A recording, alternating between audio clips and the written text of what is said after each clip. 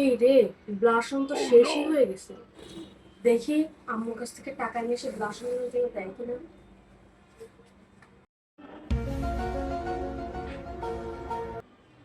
আম্মু, আমার ব্লাশন শেষ, টাকা দাও না। ও, তোর ব্লাশন শেষ হয়ে গেছে। আচ্ছা দাঁড়া, আমি দেওয়ার ব্যবস্থা করতেছি। আয় আমার কাছে আয়, তোকে ব্লাশন দিচ্ছি।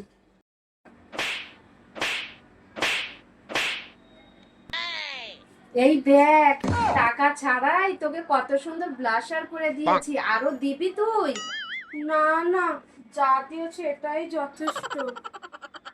ইয়ে আপু, টাকা সারা বিলাসন হয়ে গেছে, আর জীবনে উঠবে না।